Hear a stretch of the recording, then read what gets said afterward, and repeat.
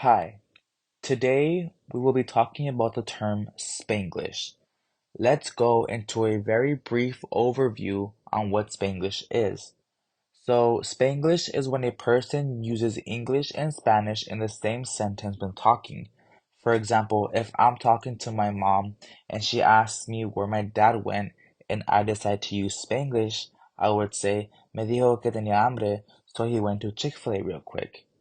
Many Latinos who use Spanglish tend to use it in a way to relate with one another and feel that sense of community because you get to use both English and Spanish with a person without worrying if they are going to be able to understand you when you switch between both languages mid-conversation. I'm going to explain all the different ways people use Spanglish in their day-to-day lives by using my own experiences. I am a Mexican American college student who goes to college here at Cal Poly Pomona. I work a full-time job at Macy's, and I try to juggle a social life as well. At school, I use Spanglish to get along with students in my class because I know that once I get to use Spanglish with someone, it helps create a connection with them, and the majority of students who go to Cal Poly tend to speak Spanish. And when I'm at work, there are many customers who come up to me and use Spanglish to communicate with me because they know that they will be able to get their point across that way, especially if their first language isn't English and they struggle with it. I also use Spanglish with my coworkers to joke around with them and get along easily. Many people also post memes and social media content in Spanglish to try and relate to the Latino audience and gain their attention.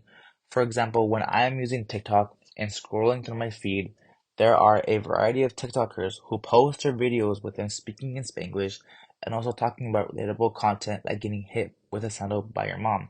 In their post, they will say something along the lines of, I ran so fast, but the chancla de mi mamá siempre me pegó, like I had a target on my back.